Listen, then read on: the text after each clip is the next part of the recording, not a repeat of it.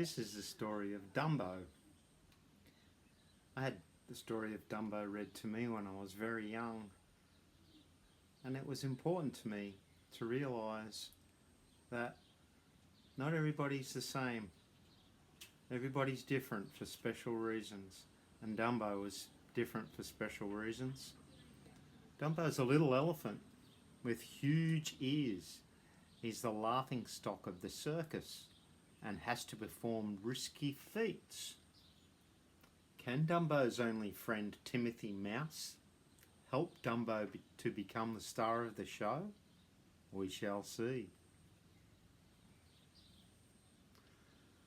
Let's begin. Mr. Stork flew down and landed on the roof of a circus train. "Oh, Mrs. Jumbo, special delivery for Mrs. Jumbo," he called. Several elephant trunks waved at Mr. Stork, drawing his attention. He hopped inside the train carriage. "So which one of you ladies is expecting a little bunch of joy?" he asked. The elephants pointed to Mrs. Jumbo. See all their trunks pointing?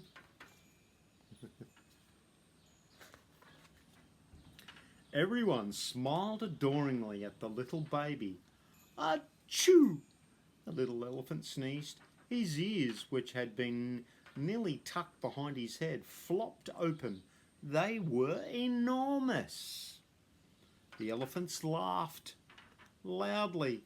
"Look at those ears," one elephant giggled. "Why, you should call him Dumbo." All this teasing made Mrs. Jumbo angry. Turning her back on the other elephants, she picked up her baby, carried him to a far corner and lay down beside him. She didn't care if Dumbo's ears were big. She thought he was beautiful.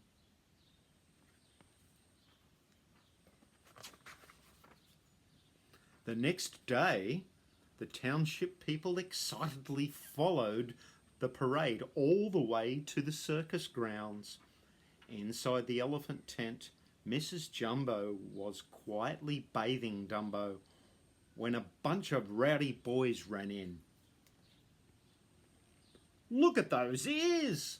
the boys shouted when they saw Dumbo. Laughing and jeering, they pulled Dumbo's ears. Mrs. Jumbo wanted to protect her baby. She picked up a bale of straw and threw it at the boys to scare them away. "Help! Mad elephant!" they screamed. They were being nasty. The ringmaster dashed into the tent. "Down, Mrs. Jumbo!" he shouted. "Lock her up!" he ordered. The trainers dragged Dumbo's mother away. They locked her in a wagon that was set apart from the rest of the circus. She worried about her little baby and wanted to cradle him close to her. Look at Mama, she's very sad. That night, Dumbo cried for his mother, but the other elephants just turned their backs on him. In a corner of the tent, a little mouse named Timothy sat.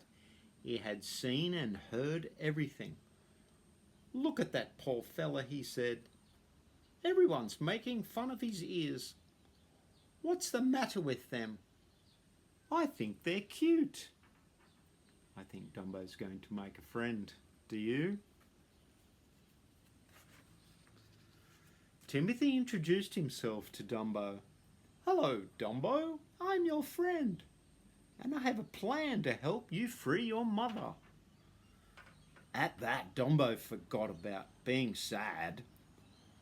"All we gotta do is make you a big star, but first we need a really colossal circus act." "Leave everything to me," Timothy said. Timothy's got a plan. The next day, Timothy put his plan into action. The ringmaster blew his whistle loudly, and the first elephant climbed on top of a large ball. They formed an elephant pyramid which rose higher and higher until it almost reached the top of the tent.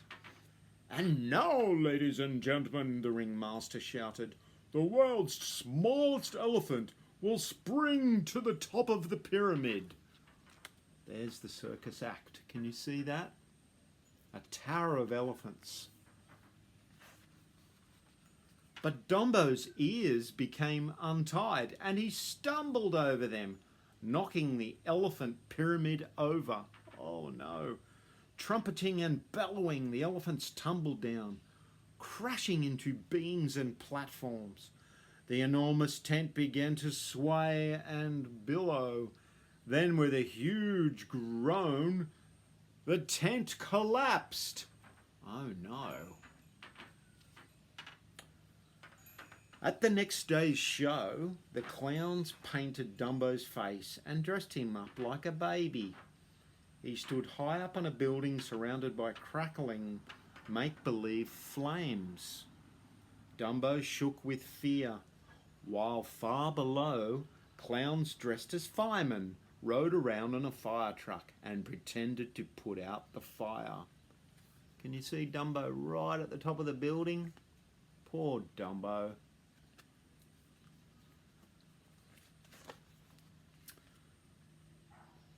"The baby will now jump," a clown fireman announced. Closing his eyes, Dumbo leapt from the building. He crashed through the net and landed in a tub of wet plaster. The audience roared with laughter. The clowns bowed to the cheering crowds and ignored Dumbo. He was feeling hurt and miserable. Poor Dumbo. After the show, Timothy scrubbed his friend's sad little face. "I found out where they're keeping your mother. I'm going to take you to see her." A hopeful smile crossed Dumbo's face. Things wouldn't seem so bad if he could just see his mother.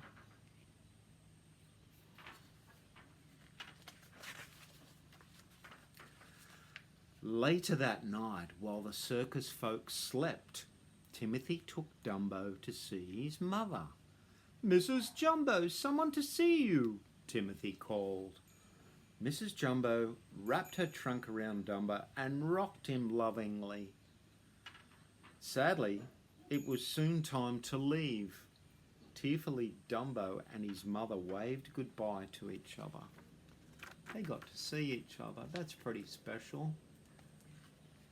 The next morning, Timothy had a great idea. "That's it, Dumbo," he exclaimed. "Your ears! They would be perfect wings. You could be the world's only flying elephant." Dumbo wasn't so sure, but he trusted Timothy's instincts. He would try his hardest to fly. Let's see if those ears can be wings. Wow.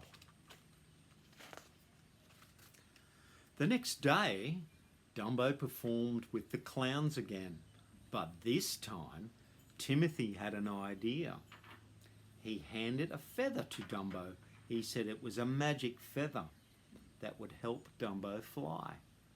Holding it tight, Dumbo got ready to jump. Oh, that's very high. Are you ready, Dumbo? But as Dumbo and Timothy flew through the air, the feather blew away from Dumbo's trunk. Dumbo froze. Without his magic feather, he didn't believe he could fly. As they hurtled towards the ground, Timothy pleaded to Dumbo, "Open your ears and fly." The magic feather was just a gag. "You can fly all by yourself."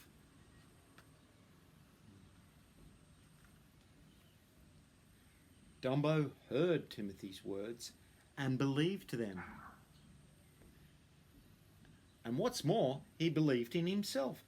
Dumbo opened his ears, soaring up and up. The audience went wild as Dumbo zoomed around after the clowns, chasing them around the ring. They applauded thunderously as Dumbo performed loop-the-loops and rolls and spins in the air. Wow, he's very clever, that Dumbo.